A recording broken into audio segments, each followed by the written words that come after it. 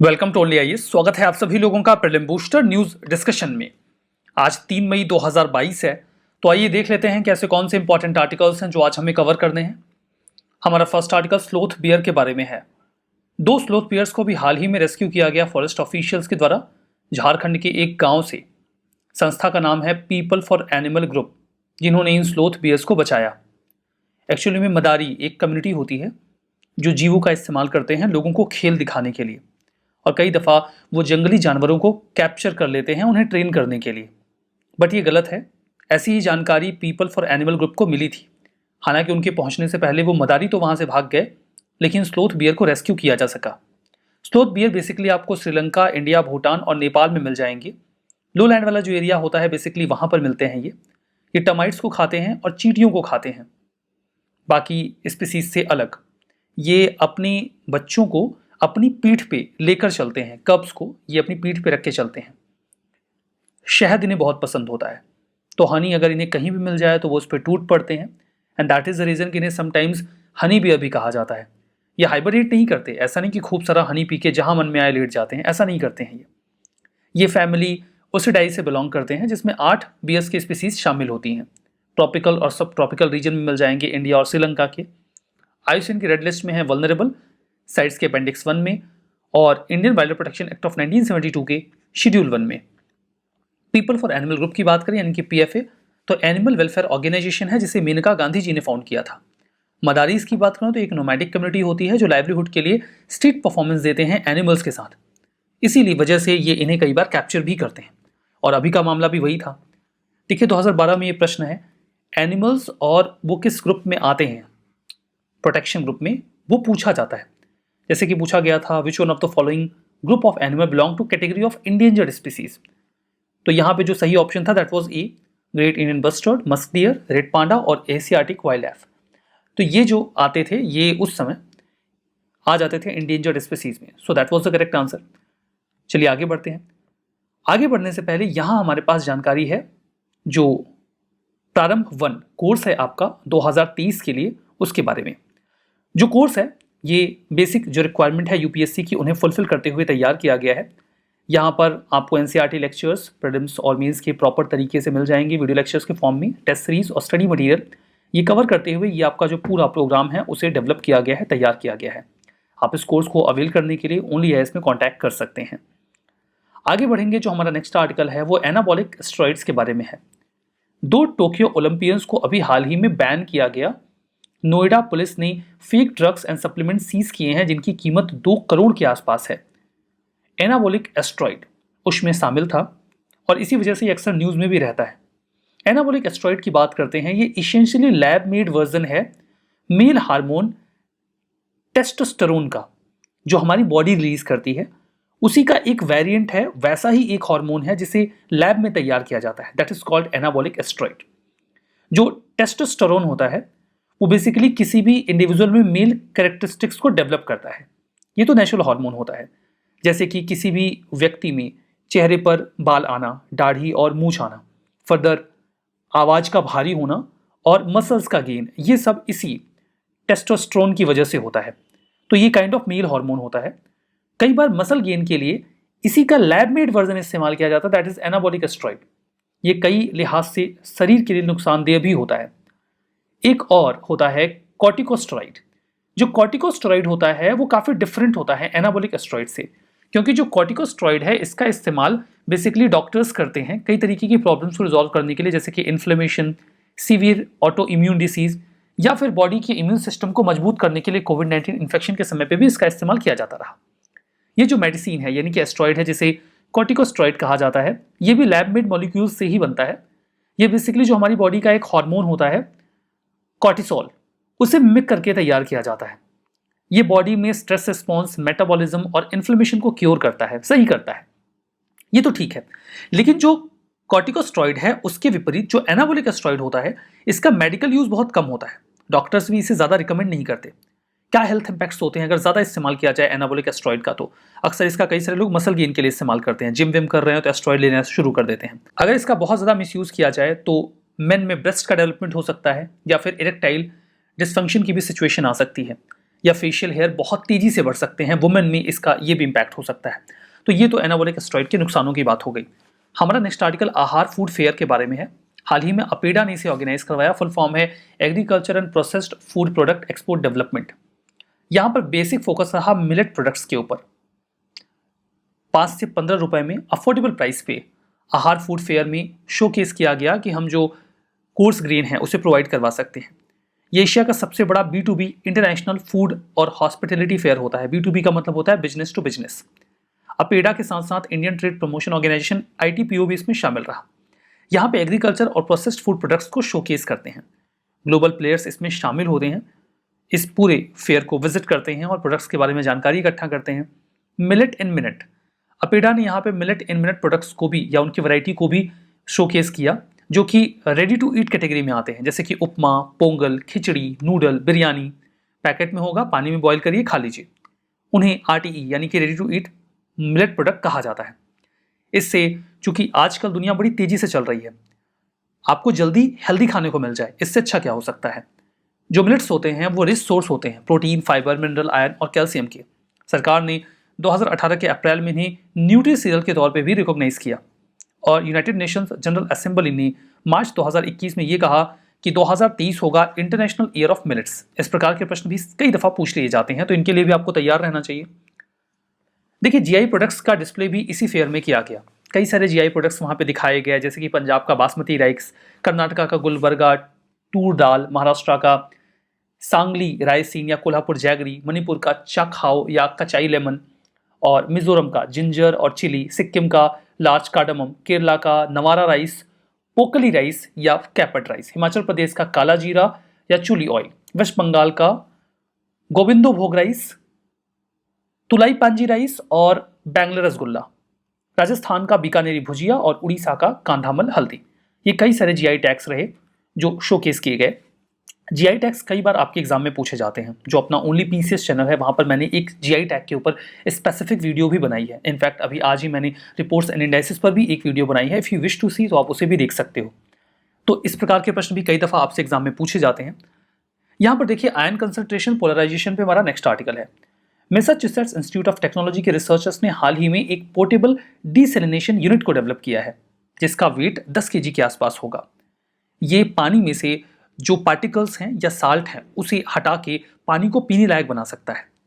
हल्का होगा, महज 10 kg का ये एक सूटकेस जैसा इक्विपमेंट होगा, जिसको आप साल्ट वाटर में डालिए, उसकी जो पाइप्स हैं, और वो उसे डिसैलिनेट करके उसे प्योर करके पीने लायक बना देगा। ये इलेक्ट्रिसिटी के पावर का इस्तेमाल करता है ड्रिंकिंग वाटर के जो भी इम्प्योरिटीज़ हैं, साल्ट है, उनको निकालने के लिए। सबसे खास बात, ये ज़्यादा एनर्जी नहीं लेता। ज़्यादा एनर्जी ना लेने का कारण ये है, मतलब जितना आपकी मोबाइल की बैटरी को एनर्जी चाहिए, बिल्कुल उतनी ही एनर्जी में ये डिवाइस काम कर जाती है। इसका रीज़न ये है बिकॉज ये जो टेक्निक इस्तेमाल करता है that is ion concentration polarisation. Ion concentration polarisation में बेसिकली होता क्या है कि ये एक इलेक्ट्रिक फील्ड जनरेट करते हैं। वो इलेक्ट्रिक फील्ड पॉजिटिव और निगेटिव चार्जेस को अलग अलग करता है और उसी की मदद से वो जो इम्प्योरिटीज़ हैं उनको बाहर कर देता है और जो क्लीन वाटर है उसे अलग कर लेता है। जबकि जो जनरल सैलिनाइजेशन प्लांट्स होते हैं उनमें पानी को एक फिल्टर से गुजारा जाता है और पानी को फिल्टर से गुजारने के लिए आपको एक प्रेशर पंप की ज़रूरत पड़ती है, क्योंकि फिर आपको दबाव बनाना पड़ता है। और अगर आप प्रेशर पंप का इस्तेमाल करेंगे तो आपको ज़्यादा इलेक्ट्रिसिटी की भी ज़रूरत पड़ेगी। चूंकि यहाँ पे प्रेशर पंप का इस्तेमाल नहीं होता, रेदर हम इलेक्ट्रिक फील्ड जनरेट करके पानी को प्योर कर रहे हैं, तो बहुत ही कम इलेक्ट्रिसिटी में ये डिवाइस काम कर जाती है और ये इसका मेरिट है। यहाँ पर देखिए, यहाँ पर सेकंड स्ट्रीम वाटर की निकलती है, इवेंचुअली जो कचरा होता है उसको डिस्चार्ज करते हैं, सलाइन वाटर बाहर निकाल देते हैं। That is very simple. इसका कई तरीके से फ़ायदा हो सकता है। जो आइलैंड कंट्रीज़ हैं, जो सोल्जर्स वगैरह कहीं पे जा रहे हैं जहाँ पे वाटर स्ट्रेस एरिया है, वहाँ पर हम इसका इस्तेमाल कर सकते हैं। इवन इसके साथ एक छोटा सा सोलर पैनल लगा के हम उससे भी इलेक्ट्रिसिटी लेकर पानी जो है उसे प्योर करके पीने लायक बना सकते हैं। तो बहुत ही बढ़िया सी डिवाइस है ये। हमारा जो नेक्स्ट आर्टिकल है वो एपिलेप्सी के बारे में है। एपिलेप्सी के बारे में आप सभी लोगों ने कभी न कभी जाना होगा, सुना होगा। इसे हिंदी में मिर्गी कहते हैं। जब एक व्यक्ति इनवॉलेंट्री बॉडी एक्शंस दिखाने लगता है या वो कांपने लगता है अचानक से। एपिलेप्सी जो बच्चों में होती है वो ट्रीटेबल है। इसी संबंध में एक न्यूज़ आई थी। ये क्रॉनिक नॉन कम्युनिकेबल डिसीज है, छूने से एक व्यक्ति से दूसरे व्यक्ति में जाती नहीं। ये देखिए, वैसे तो सभी उम्र के लोगों को प्रभावित करती है, लेकिन एडोलेसेंट में ये ज़्यादा प्रभाव दे रही है। मतलब आपको एपिलेप्सी के जो 70% पेशेंट मिलेंगे वो बिलो 30 ईयर एज के लोग मिलेंगे और 30% केसेस ही आपको मिलेंगे जहां पे लोग 50% से 50 ईयर्स या अबव होंगे। इसमें रिकरेंट सीज़र देखने को मिलता है। देखिए होता क्या है कि जो हमारा ब्रेन होता है उसमें जो इंफॉर्मेशन या जानकारी होती है वो इलेक्ट्रिक करंट के फॉर्म में फ्लो होती है, और वो electric current millions of wires से फ्लो होता है जो टिश्यूज से बने होते हैं। ये millions of wires millions of neurons को कनेक्ट करते हैं, और इन्हीं इलेक्ट्रिक सिग्नल्स के माध्यम से जो इंफॉर्मेशन होती है वो एक जगह से दूसरी जगह जाती है। अगर किसी भी जगह पे कोई भी शॉर्ट सर्किट हो गया यू कैन से, और जो इलेक्ट्रिक सिग्नल्स का फ्लो है वो किसी भी पार्ट में बढ़ गया, इट इज़ वेरी पॉसिबल कि कुछ समय के लिए दिमाग का वो हिस्सा फंक्शन करना बंद कर दे, या फिर पूरा का पूरा दिमाग ही 1-2 मिनट के लिए फंक्शन करना बंद कर दे। ऐसी स्थिति में जो व्यक्ति है वो या तो चुपचाप शांत हो जाएगा, उसे कुछ समझ में नहीं आएगा क्या करना है, वो बस एकटक देखता रहेगा, या फिर हो सकता है कि इनवॉलंटरी बॉडी एक्शन दिखाने लग जाए, उसके हाथ कांपने लगे, उसका सिर कांपने लगे, या पूरी बॉडी कांपने लगे। इसे ही मिर्गी कहा जाता है। इसको लेकर कई प्रकार की भ्रांतियां होती हैं। कुछ लोगों को ऐसा लगता है कि उस व्यक्ति के ऊपर भूत प्रेत का साया आ गया है, या कुछ लोग इसे एक ऐसी मेंटल इलनेस समझ लेते हैं जो पागलपन है या लॉन्ग टर्म है। कई दफ़ा लोग इसे छुपाने का भी प्रयास करते हैं। उन्हें ऐसा लगता है कि अगर कोई और व्यक्ति जान जाएगा कि उनके बच्चे को मिर्गी आ रही है तो वो समझेंगे कि इसके ऊपर भूत प्रेत का साया है, या फिर उनका बच्चा पागल है तो भविष्य में वो सोसाइटी से अच्छी तरीके से घुल मिल नहीं पाएगा, या फिर उसका शादी विवाह नहीं हो पाएगा। So that is the reason कि लोग इस प्रकार की बीमारी को छिपाते भी हैं, जबकि इसे ट्रीट किया जा सकता है। सीज़र एपिसोड जो होते हैं वो इलेक्ट्रिक डिस्चार्ज के एक्सेस हो जाने की वजह से होते हैं हमारे बॉडी के न्यूरॉन्स के फ्लो के दौरान। ये मैंने आपको बताया। जो सीज़र के सिम्टम्स हैं वो वाइडली वेरी करते हैं। मतलब किसी किसी को जो ये सिस्टम होता है उसमें वो एकदम ब्लैंक हो जाएगा, अचानक से देखता रह जाएगा, या फिर हो सकता है कि वो अपने आर्म्स एंड लेग्स को ट्विस्ट करने लग जाए। देखिए कई सारे लोग ऐसे होते हैं जिनको पूरी लाइफ में केवल एक बार ऐसा सीज़र आता है। आप नहीं बोल सकते कि उन्हें एपिलेप्सी है। एक बार मान लीजिए उन्हें मिर्गी आ भी गई पूरी लाइफ टाइम में, तो वो एपिलेप्सी नहीं है। एपिलेप्सी तब माना जाएगा जो बिना किसी प्रोवोकेशन के 2 या उससे ज़्यादा बार आए। इसके अलग अलग एपिसोड्स हो सकते हैं, लाइक किसी व्यक्ति को 3 महीने में एक बार, किसी को 6 महीने में, किसी को साल भर में एक बार इस प्रकार के एपिलेप्सी के केसेस देखे जाते हैं। मेडिकेशन और कई बार सर्जरी से इसे क्योर किया जा सकता है, और कई दफ़ा पूरे जीवन इसका ट्रीटमेंट चलता है। कई दफ़ा तो उम्र के साथ ये एपिलेप्सी की जो प्रॉब्लम है वो ऑटोमेटिक ही खत्म हो जाती है। WHO का जो एक इंटरनेशनल लीग अगेंस्ट एपिलेप्सी है और plus international bureau of epilepsy है, इन लोगों ने ग्लोबल कैंपेन भी चला रखा है कि एपिलेप्सी जो है इस डिसीज़ को बाहर लेकर आएँ, लोगों को अवेयर करें कि ये कोई भूत प्रेत का लफड़ा नहीं है, और ऐसी कोई बीमारी नहीं है जो ट्रीट ना हो सके, ये कोई पागलपन नहीं है, ये एक टेम्परेरी डिसीज़ है जो थोड़े समय के लिए दिमाग को प्रभावित करती है, और इसका इलाज संभव है। हमारा नेक्स्ट आर्टिकल हॉलमार्किंग के बारे में है। सेकेंड फेज जो मैंडेटरी हॉलमार्किंग की है वो 1 जून 2022 से एप्लीकेबल हो जाएगी। ये एप्लीकेबल होगी hallmarking of gold jewellery and gold artifact amendment order 2022 के तहत। हॉलमार्किंग के माध्यम से हम इस बात को इंश्योर करते हैं कि जो गोल्ड या सिल्वर आर्टिफैक्ट हैं, ज्वेलरीज हैं, वो सही क्वालिटी के हैं, उनमें जो गोल्ड की प्योरिटी है वो अच्छी है, और जो मेटल है वो सही है। प्रिंसिपल ऑब्जेक्टिव यही होता है कि गोल्ड में मिलावट ना की जाए, या जो मेटल्स हैं उनमें मिलावट करके किसी व्यक्ति को ठगा ना जाए। ब्यूरो ऑफ इंडियन स्टैंडर्ड्स इस बात को इंश्योर करता है कि गोल्ड और सिल्वर की हॉलमार्किंग करी जाए इंडिया में, और BIS सर्टिफाइड ज्वेलर्स होते हैं। किसी भी प्रोडक्ट की हॉलमार्किंग करने के बाद उसमें 4 लेज़र से निशान बना दिए जाते हैं जो इस बात को इंश्योर करते हैं कि वो गोल्ड प्योर है। इसके फर्स्ट फेज का जो इम्प्लीमेंटेशन है वो 256 डिस्ट्रिक्ट में किया गया था, ऐसे व्यापारियों के लिए, ज्वेलर्स के लिए जिनकी इनकम 40 लाख के ऊपर हो एनुअल बेसिस पे। कुछ कैटेगरी ऑफ ज्वेलरी और आइटम्स को इसके बाहर भी रखा गया था। जो सेकेंड फेज है इसमें 20, 23 और 24 कैरेट के गोल्ड और आर्टिफैक्ट को शामिल किया गया है। 32 न्यू डिस्ट्रिक्ट को भी हॉलमार्किंग रिजीम के तहत लाया गया है। हमारा नेक्स्ट आर्टिकल ट्रांसनिस्ट्रिया के बारे में है। ट्रांसनिस्ट्रिया एक ऐसा रीजन जो आपको मालदोवा और यूक्रेन के बीच में मिल जाएगा, यहां पर आपको दिख भी रहा होगा। ऑफिशियली इसे पूरी दुनिया मालदोवा का हिस्सा मानती है, हालांकि ट्रांसनिस्ट्रिया खुद को एक आज़ाद देश बताता है। 1991 में जब USSR का डिसइंटीग्रेशन हुआ तो कई सारे देशों ने खुद को आज़ाद घोषित किया। सिमिलरली ट्रांसनिस्ट्रिया ने भी खुद को आज़ाद घोषित किया। हालांकि मालदोवा ने यह डिक्लेयर कर दिया कि ट्रांसनिस्ट्रिया उनका पार्ट है। मालदोवा ने ट्रांसनिस्ट्रिया को उसी समय कैप्चर करके अपने डोमेन में रखने का भी प्रयास किया, लेकिन एट दैट टाइम जो रशियन सोल्जर्स थे उन्होंने ट्रांसनिस्ट्रिया को प्रोटेक्ट कर लिया। सो ट्रांसनिस्ट्रिया वैसे तो मालदोवा का हिस्सा है, बट ये खुद को इंडिपेंडेंटली ऑपरेट करता है। ये कंप्लीटली रिलाई करते हैं अपनी एनर्जी और इकोनॉमिक नीड्स के लिए रशिया के ऊपर।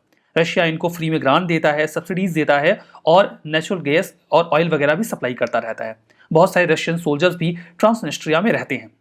सो ऑफिशियली मालदोवा का पार्ट होने के बावजूद ट्रांसनिस्ट्रिया मालदोवा के फुल कंट्रोल में नहीं है। और अभी ऐसा देखा जा रहा है कि हो सकता है कि ट्रांसनिस्ट्रिया का इस्तेमाल रशिया यूक्रेन वॉर में करे। हालांकि रशिया खुद को इस विवाद से बाहर रख रहा है। हाल फिलहाल में वहां पे कुछ सीरीज ऑफ एक्सप्लोजन्स देखे गए हैं। यूक्रेन का ऐसा कहना है कि ये एक्सप्लोजन्स किए गए हैं रशिया के द्वारा और अब रशिया इस रीजन को इस्तेमाल करेगा यूक्रेन के अगेंस्ट में, बिकॉज ये यूक्रेन के बॉर्डर पे है। जबकि रशिया का ये कहना है कि ये जो एक्सप्लोजन्स हैं वो यूक्रेन के द्वारा करवाए गए हैं इस पूरे रीजन में इंस्टेबिलिटी को क्रिएट करने के लिए। अगर रशिया यहाँ पे इंटरवीन करता है, जो कि खुद भी ऑफिशियली ट्रांसनिस्ट्रिया को मालदोवा का ही हिस्सा मानता है, तो इस तरीके से वो मालदोवा में इंटरवीन कर देगा। ये डिफैक्टो स्टेट है जो मालदोवा और यूक्रेन के बीच में है। ये तो हमने देखा, इसे कई बार सोवियत यूनियन के रेमिनेंट के तौर पे भी देखा जाता है। ये सोवियत यूनियन के टूटने के दौरान ही खुद को अलग करता है और खुद को आज भी एक इंडिपेंडेंट कंट्री के रूप में मानता है। जो मालदोवन ट्रूप्स हैं वो 1990 में और 1992 में कोशिश करते हैं कि वो ट्रांसनिस्ट्रिया को कैप्चर कर लें और मालदोवा का हिस्सा बना लें। हालांकि रशियन सोल्जर्स की वजह से ऐसा हो ना सका। वर्तमान में जो मालदोवन कंट्रोल है वो तो ट्रांसनिस्ट्रिया पे नहीं है, फिर भी उसे मालदोवा का ही हिस्सा माना जाता है। रशिया खुद भी इसे इंडिपेंडेंट नहीं मानता, लेकिन फिर भी उसकी इकॉनमी रशिया पे ही डिपेंडेंट है। ट्रांसनिस्ट्रिया में रहने वाले लोगों की ज्यादातर जो सिटीजनशिप है वो तो डुअल है, यानी कि एक ट्रांसनिस्ट्रिया की, दूसरी रशिया की, और समटाइम्स ट्रिपल है, यानी कि मालदोवा, ट्रांसनिस्ट्रिया और रशिया की। यहां पर देखिए, ये तो बात हो गई ट्रांसनिस्ट्रिया के बारे में। हमारा नेक्स्ट आर्टिकल सुंदरबंस के बारे में है। हाल ही में एक ऑडिट रिपोर्ट में कैग ने यह बताया कि इलीगल कंस्ट्रक्शंस और वायलेशंस हो रहे हैं दो रीजन्स में, ईस्ट कोलकाता वेटलैंड में और सुंदरबंस में। And that is the reason कि सुंदरबन न्यूज में आया। ये इमेज देखिए पुराने आर्टिकल की यहाँ पे आ गई है, इसे आप क्रॉस कर सकते हो। मैंग्रोव फॉरेस्ट का इकोसिस्टम वाला रीजन है पूरा बे ऑफ बंगाल के पास में सुंदरबन, जो कि बांग्लादेश और इंडिया में है। गंगा, ब्रह्मपुत्र और मेघना रिवर के कॉन्फ्लुएंस पे या डेल्टा रीजन में ये बना हुआ है। दुनिया का सबसे बड़ा मैंग्रोव फॉरेस्ट भी है।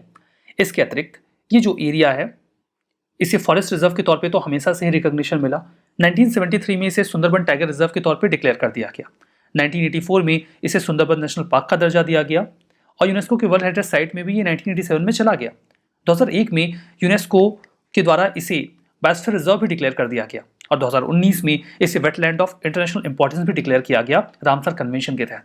कुल मिला के सुंदरबन को लगभग हर लेवल पर प्रोटेक्शन दी गई है। रिविजन करेंगे। स्लोथ बियर आईयूसीएन की रेड लिस्ट में इंडेंजर्ड है, गलत है, वल्नरेबल है। एनाबॉलिक स्टेरॉइड ये पर्सन्स में मेल कैरेक्टरिस्टिक्स डेवलप करता है, जैसे कि फेशियल हेयर और डीपर वाइज, ये सही है। आयन कॉन्सेंट्रेशन, पोलराइजेशन, यहाँ पे इलेक्ट्रिक पावर का इस्तेमाल करते हैं पार्टिकल्स को रिमूव करने के लिए ड्रिंकिंग वाटर से, ये सही है। एपिलेप्सी कम्युनिकेबल डिसीज है, गलत है, नॉन कम्युनिकेबल है। ट्रांसनिस्ट्रिया टर्की और यूक्रेन के बीच में है, ये मालदोवा और यूक्रेन के बीच में है, तो ये भी गलत हो गया। आज का सेशन यहाँ पे समाप्त होता है। पीडीएफ मिलेगी ओनली आईएएस के टेलीग्राम चैनल पे, वहां पे जाइए, पीडीएफ को डाउनलोड करिए और रिविजन करना मत भूलिएगा। So that's all for now, thank you very much.